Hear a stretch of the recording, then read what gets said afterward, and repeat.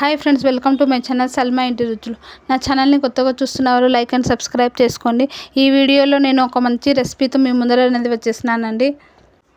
ఇంట్లో ఎలాంటి కూరగాయలు లేనప్పుడు పప్పు చారు తినేది బోర్ కొడుతున్నప్పుడు ఇలాంటి చట్నీ చేసుకుని తింటే రైస్లో చాలా బాగుంటుందండి. రైస్లో కాదండి, చపాతీలోకి, రైస్లోకి, దేంట్లో అయినా కూడా చట్నీ చేసుకుని తింటే చాలా బాగుంటుంది. టేస్ట్ మాత్రం అదిరిపోతుందండి. ఇంట్లో ఉండే బేసిక్ ఇంగ్రీడియంట్స్ ఉల్లిపాయ, పచ్చిమిర్చి ఉంటే చాలండి. ఎంతో టేస్ట్ అయిన చట్నీ అనేది చేసుకోవచ్చు. ఓకేనండి, ఇప్పుడు రెసిపీలోకి వద్దాము. ఈ వీడియో అనేది ఎక్కడ స్కిప్ చేయకుండా మొత్తం వీడియో అనేది చూడండి. ఈ చట్నీకి కావాల్సిన పదార్థాలండి: ఒక 3 పెద్ద ఉల్లిపాయలు, 10 నుంచి 12 పచ్చిమిర్చీలు, ఒక ఎండు కొబ్బరి అండి. వీడియోలో చూపించినంత ఎండు కొబ్బరి అనేది తీసుకోవాలి. తీసుకున్న తర్వాత ఉల్లిపాయలు ఉన్నాయి కదండి, పెద్ద పెద్ద ముక్కలుగా కట్ చేసుకొని పెట్టుకోవాలి. చిన్న చిన్న ముక్కలు కదా, పెద్ద పెద్ద వీడియోలో చూపిస్తున్నాం కదండి, అంత పెద్ద ముక్కలుగా కట్ చేసి పెట్టుకోవాలి. ఎండు కొబ్బరి అనేది వీడియోలో చూపించిన విధంగా స్లైసెస్గా కట్ చేసుకొని పెట్టుకోవాలండి. మిక్సీ జార్ తీసుకొని ఫస్ట్ ఎండు కొబ్బరి అనేది వేసుకోవాలండి. ఎండు కొబ్బరి వేసుకున్న తర్వాత తగినంత ఉప్పు అనేది వేసుకుంటున్నానండి. ఇది చట్నీకి కావాల్సిన ఉప్పు మాత్రమే వేసుకుంటున్నాను, అందుకని 1/2 స్పూన్ ఉప్పు అనేది తీసుకుంటున్నాను. మిక్సీ జార్లో ఉప్పు వేసుకున్న తర్వాత గ్రైండ్ అనేది చేసుకోవాలండి. ఎండు కొబ్బరిని బరకగానే గ్రైండ్ అనేది చేసుకోవాలి. ఓకేనండి, ఎండు కొబ్బరి గ్రైండ్ అయిన తర్వాత పచ్చిమిర్చి అనేది యాడ్ చేసుకోవాలి. పచ్చిమిర్చి కూడా గ్రైండ్ అనేది చేసుకోవాలండి.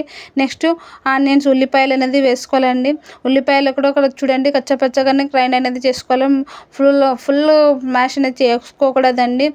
మిక్సీ జార్ అనేది ఆన్ చేస్తూ ఆఫ్ చేస్తూ వేసుకుంటే ఇలా కచ్చపచ్చ చట్నీ అనేది వస్తుందండి. ఫుల్ మ్యాష్ చేసుకుంటే అంత టేస్ట్ అనేది ఉండదండి. ఓకేనండి, బరకగానే చేసుకోండి చట్నీ మాత్రము. లాస్ట్లో కొత్తిమీరని యాడ్ చేసుకోవాలి, గ్రైండ్ అనేది చేసుకోవాలండి. ఓకేనండి, గ్రైండ్ చేసుకున్న తర్వాత స్టవ్ మీద కడాయి అనేది పెట్టుకొని నేను వేసుకున్న చెంచాలతో 2 చెంచాల ఆయిల్ అనేది పెడతాదండి. ఓకేనండి, ఆయిల్ వేడి అయిన తర్వాత ఈ చట్నీ అనేది వేసేయాల కడాయిలో చట్నీ వేసిన తర్వాత పచ్చి వాసన పోయేంత వరకు, ఆయిల్ అనేది పైన తేలేంత వరకు చట్నీ అనేది ఫ్రై అనేది చేసుకోవాలండి.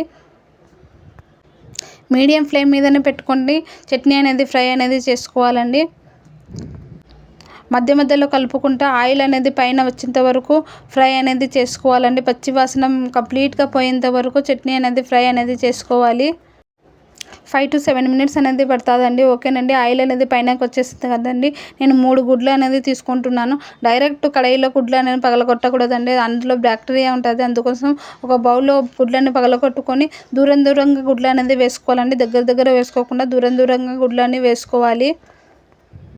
3 ఉల్లిపాయలకు 3 గుడ్లన్నీ పడతాయండి. ఓకేనండి, గుడ్లు అనేది చూసుకొని దూరంగానే వేసుకోండి.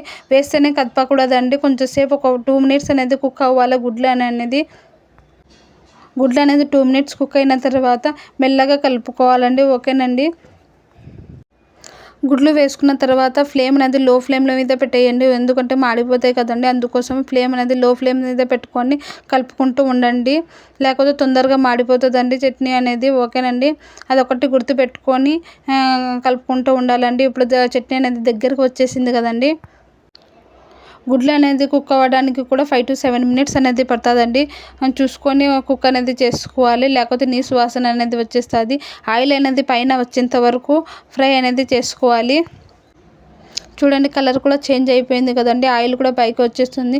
ఇప్పుడు నేను కొంచెం సాల్ట్ తక్కువ అంటే సాల్ట్ అనేది యాడ్ చేసుకుంటున్నానండి.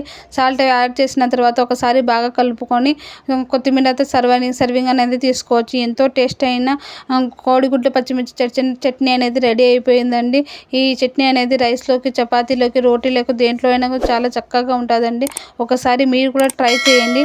ఈ రెసిపీ మీకు నచ్చినట్లయితే లైక్ చేయండి, షేర్ చేయండి, సబ్స్క్రైబ్ టు మై ఛానల్ అండి.